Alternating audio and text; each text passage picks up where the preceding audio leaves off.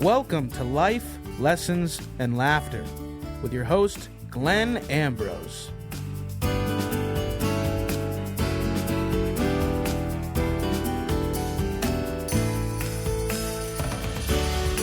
Hey everybody, welcome to the show. So today we are discussing a bunch of stuff. We're discussing a bunch of external stuff and a bunch of internal stuff. Right. And why they are not mutually exclusive. Nicely done. Thank you so much. So yeah, we're talking about how you don't have to fix your external world before you do your internal work. Because generally, that's kind of a mentality that when people are really frustrated, they'll come to me as a life coach, or they're, just talking in general, and they're like, oh my God, I have to do something. My life is a mess. I hate my job. My kids are out of control. I don't even know who my spouse is anymore. I just can't take this. I'm broke. I can't, so like all their external, and then you start talking about the internal, and they're like, yeah, that's nice. I'll do some work on myself, but like, you got to fix my kids and you got to fix my marriage, and you got to, what am I supposed to do about my job? Everybody's so focused on the external that they want the external fixed, and then they think they're going to be happy, and then like everything will settle down and it'll be relaxed. Then they can kind of do the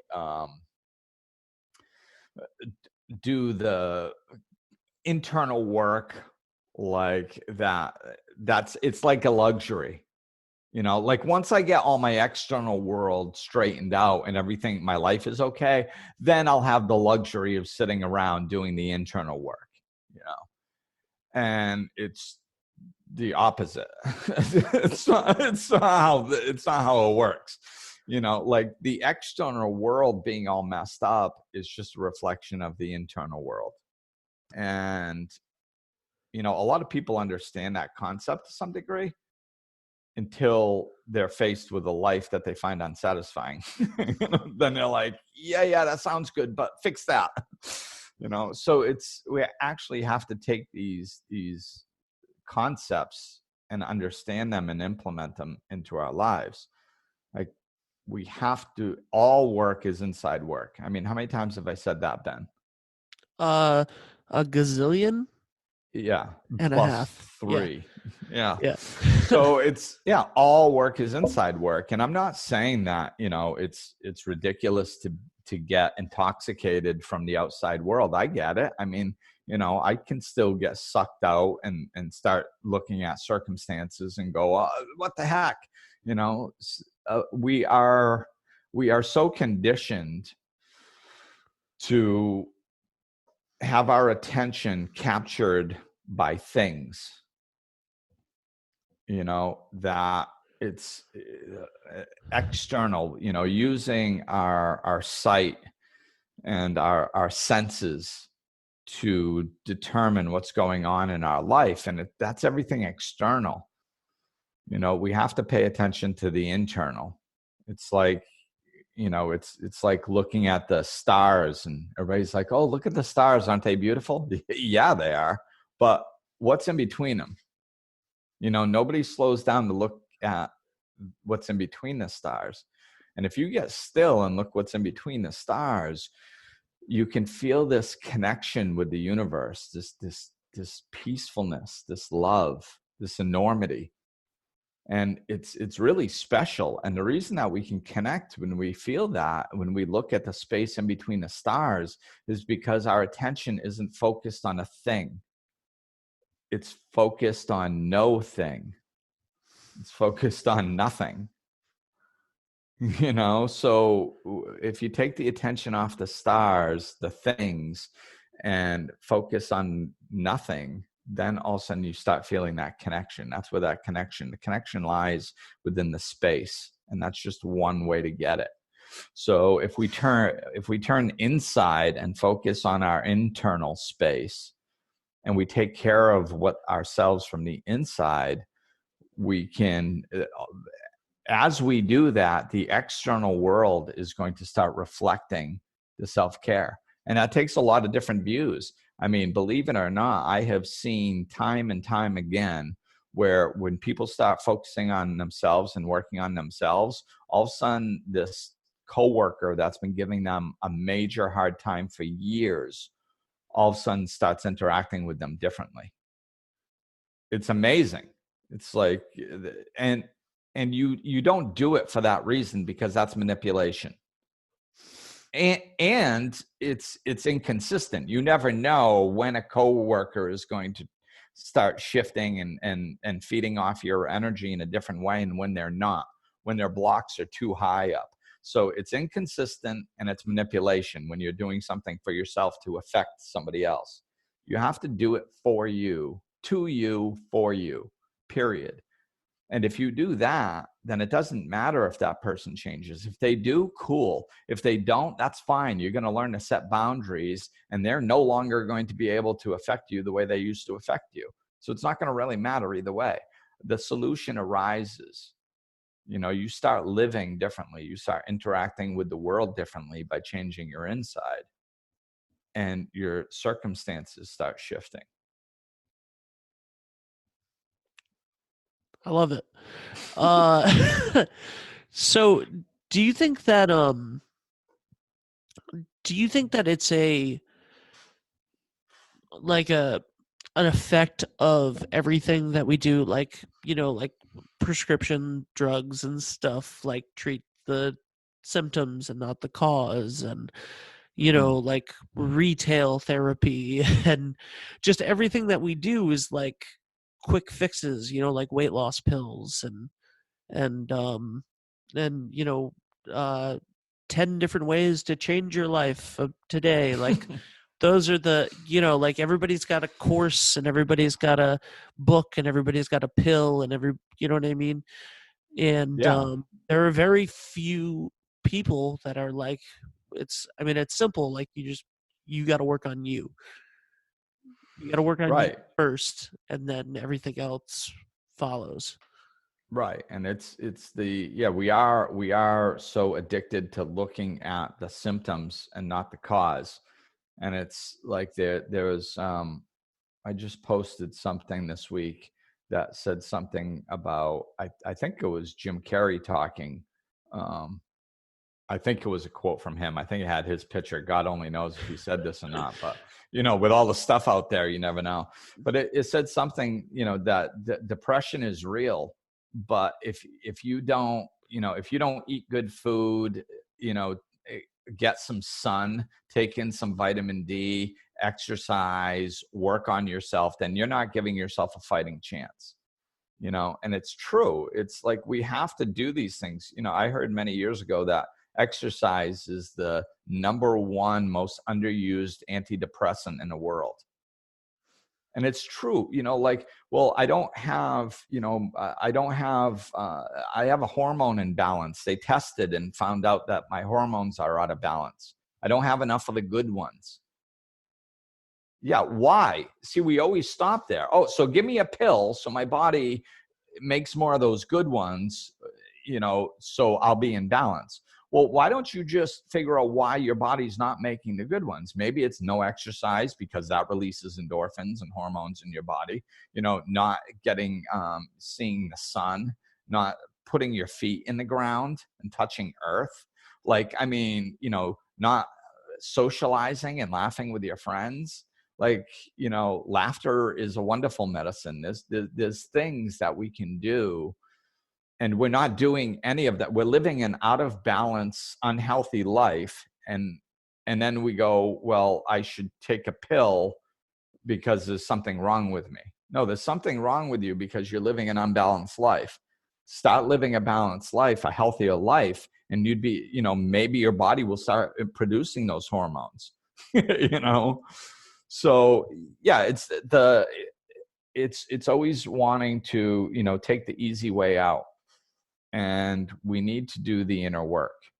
And it's, when whenever I say stuff like that, I know what people are going to say. Like, people are depressed. I've been depressed. I get it. I know what it's like. And whenever you say you take the easy way out, you go, you don't understand. It's not easy. It's torturous and hard. Baloney. I do understand. I've been there. What I'm saying is it is the easy way out, because you're not actually doing the work to change it. You're just taking a pill. And I'm not saying that we can't lean on pills sometimes. There can be times in someone's life where, they're so down that they can't function, and taking some sort of mood enhancement drug can help them, help you get out of a dark place and all that stuff. I think that there's places where prescriptions can help, so these aren't blanket statements, but we have to start living a balanced life, and we have to take responsibility for our own lives and do what it takes to live a happy, healthy life. And we might be surprised that there's one, once we start doing the inner work, there's one to have. Do you think that there's like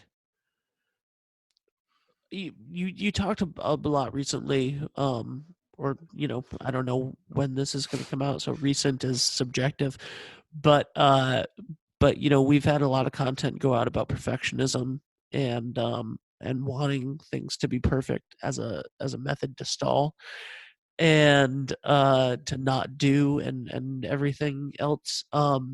And do you think that like there's a huge tendency to want to get all of your ducks in a row before you do something else? Like I need to have everything perfect before I can propose, before I can have a child, before I can, and then a lot of those things, like, yeah, you should have some stuff together, but If you can. It's there's no one path for everyone. So it's, like, if I needed to wait until my situation was right to do something, I never would have done anything. Really, the way I've done things is completely backwards, to the way you would do them. That's why, like, I've gotten business advice from business professionals, and I've completely thrown it out the window. And these people know way more than I know. But what they're business professionals, they understand the proper way to do business. And I understand completely, if I could save $50,000 and, and then do this step and then do this step and then do this step, it would probably make things go very swimmingly. Like, I understand how it was going to work, but I wasn't in a position when I started my business to sit around for 10, 15 years saving $50,000. It wasn't going to happen. Like, I was a single parent. My son had just moved in with me. And the time I was able to collect unemployment and work part-time. That is a perfect opportunity to start a business because I have free time. Whereas when I'm working full-time and being a full-time parent, I don't have any free time. So I could work part-time and be a full-time parent and still have some hours in the day where I could actually put towards starting my business. So when I started my business, I was collecting food stamps, and in the middle of a custody battle and my son just having moved in with me. Like, if there's a time to not start a business, that's probably it, from an outside external perspective. But when I was doing it, I didn't think twice. It was because it was just time. Like, I have time to put towards a business, and I'm, now I did this and now I'm doing that. And it just, so I did it. So it's, I didn't wait until the external circumstances were correct before I started my business.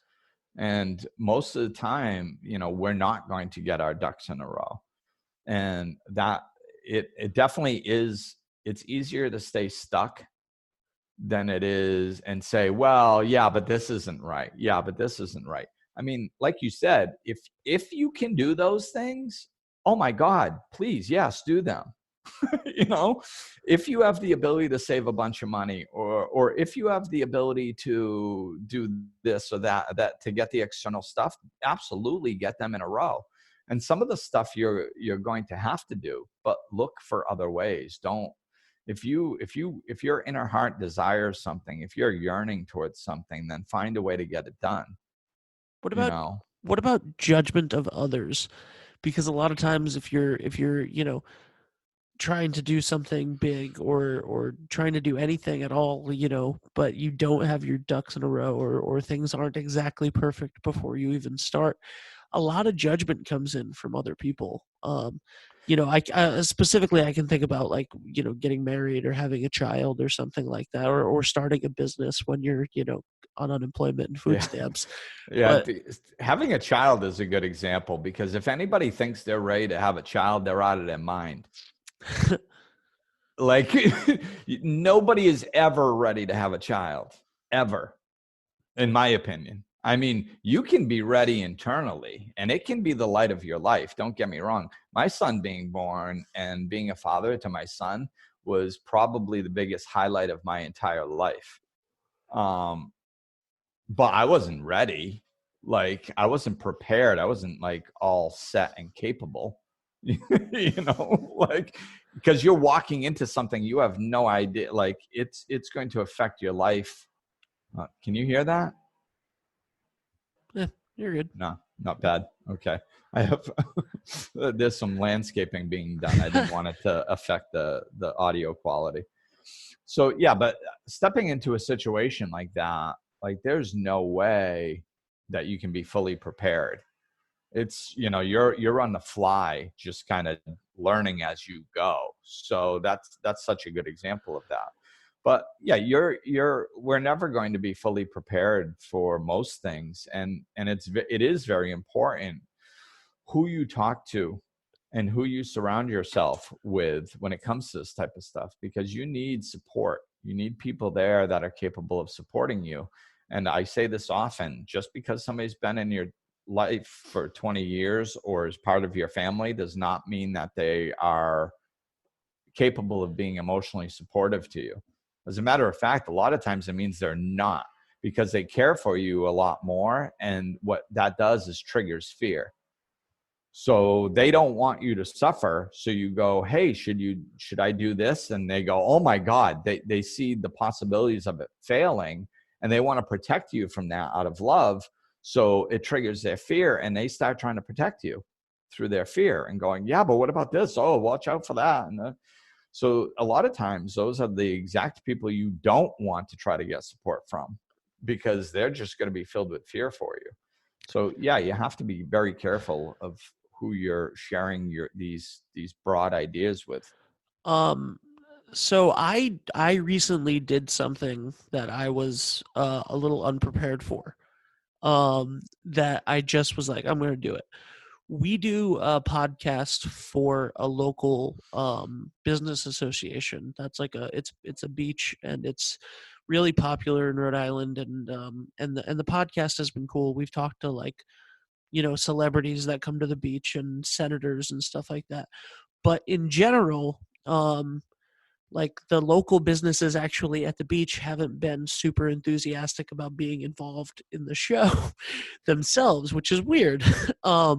So to you, yeah. yeah. So but like they themselves didn't really want the publicity, but the other, like the bigger, whatever did. So I this year, because beach season is coming up, got the email list, and nobody responds to these emails ever. So I just figured I would send it out real quick. So instead of like getting all of my ducks in a row of going like, okay, who am I sending? You know what I mean? I just CC'd everybody on the list and sent it out from my email address, like whatever. And I expected literally nothing, no response. Like I was just like, I'm just going to do it.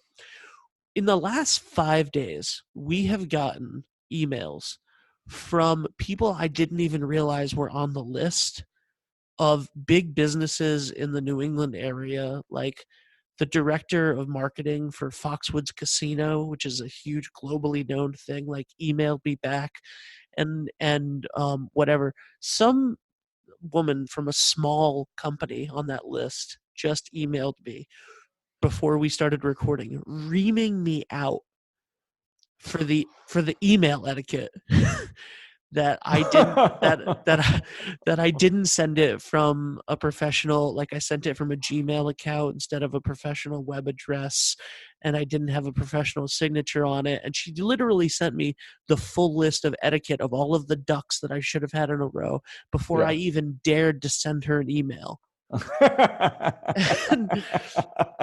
and I was like, okay, I mean, whatever. So that's such a good. I kind of get that type of stuff a lot. I run across because how I work is so not that, and I mean, don't get me wrong. Like I actually do try to do things professionally and stuff. I mean, you know that better.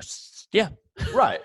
But like in the way that I work, it's so shut my brain off and just go, and and information flows and it's joyful to me, and the less I try to control it, the better it goes, and it's authentic and all that stuff. Anything that has worked for me in any way, shape, or form in what I do is completely hands off. And when I'm talking to other people that do it different ways, like that have trained under for sometimes years and years under particular people to learn processes and life coaching and follow these in-depth structures and things, and like they start talking to me and I'm so not that, like there is no structure.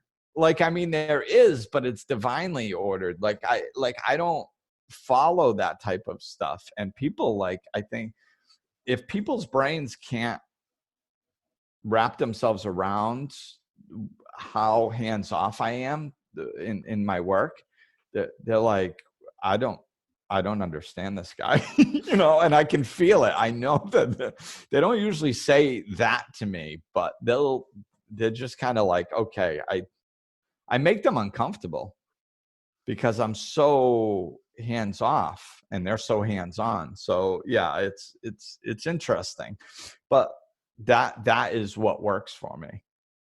So we have to find ways of doing it. And I have plenty of structure and professionalism in a lot of ways, but it's just when I'm doing my work, I have to just do it my way and let it flow. So we try to control things. We think our actions determine the results, and it's more the energy in which we're doing things. I know that, and I still fight with that because having my own business, I try to do a lot. So, and I can get caught up in the doing, and then nothing comes of it. And then I relax and I go, well, I'm not sure. I gotta relax. And then all of a sudden things start coming in. We have to allow stuff to come in. Mm-hmm. So it's not external. It's not trying to control it. No, and there's the other piece on this subject I want to touch on is it's kind of like an energy of feeling sorry for ourselves. So like, and I saw this in recovery a lot, and it's actually addressed in the program of recovery because a lot of people are going, struggling with addiction, and they're going, well, yeah, but you don't understand. My wife just left. I just have to get her back. And then, I can focus on myself. I mean, I love her, she took my kids. I can't function. And it's like, no, you don't need to get your wife back to get sober. You don't have to get your job back. You don't have to get your house back. You don't have to get anything back because that's all external, and this is why I say the program of recovery works because it's a spiritual program. This is spiritual law. And this is why, like, once I woke up, I started looking at the program of recovery, and I would get so excited because I'm like, oh my God, that's spiritual law. Oh my God, this. And when I saw how much spiritual law was in that program of recovery and how everybody could benefit from these types of mentalities, I was like, oh my God, like everybody needs to know this stuff.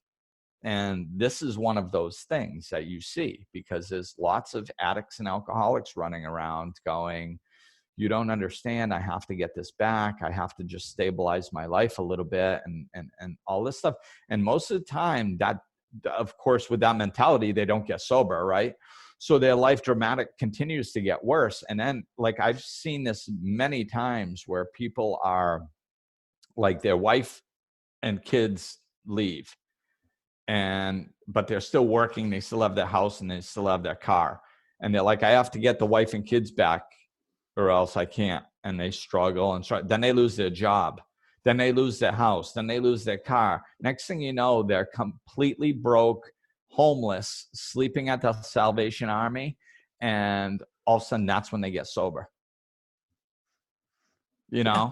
And so it's like, the elevator is going down. If your life is not where you want it externally, you think it sucks now. Hang on. I promise it'll get worse. The elevator is going down. And the reason the elevator is going down is because it's trying to capture your attention. It's because the universe loves you. It's because God loves you. And it's trying to capture your attention. It loves you so much that it will do anything to help you find the peace and the joy and the love that you desire. And you're looking in the wrong place. You keep thinking it's external. And so it's going to go, okay, you think it's external? All right, well, we'll just take that from you. And you go, oh, I have to get that back, then I'll be happy. No, still doesn't get it. Okay, now we'll take this. Oh, I have to get that back. I have to straighten that out, then I'll be happy. No, still not getting it. Still looking at the external. Okay, we'll take this. Eventually, you're going to have nothing left to look at. So the elevator is going down. It just depends on what floor you want to get off. And as soon as you understand you have to start working on yourself, that's the floor you can get off, turn around, press the up button, and start going back up. So it's all about working on yourself, and you can get everything back. I was there. I had absolutely nothing. If I needed to wait until my external situation straightened out before I could get sober or get my life back together, I'd be dead by now. I had to fix the internal first and then the external. And it's like that for everybody. It's law. Fix the internal first. You do not have to fix anything outside of yourself before. And that includes even like disease. You don't have to fix you don't have to recover from a disease. That's still body. We're talking internal as far as your spiritual world. You can start working on your spiritual life no matter where you are, your inner life. And once that gets straightened out, everything else starts to get better.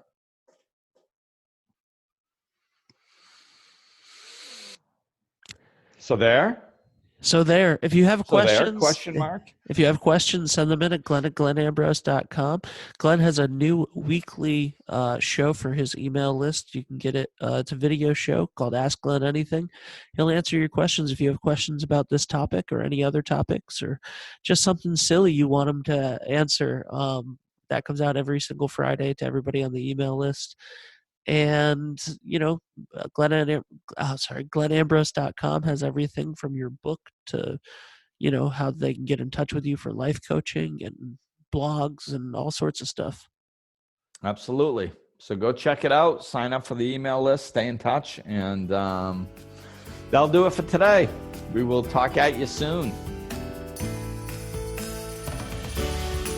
Glenn is available for life coaching sessions. To book an appointment or for more information, go to glennambrose.com, follow him on Facebook and Twitter, or click the link in the description of this episode.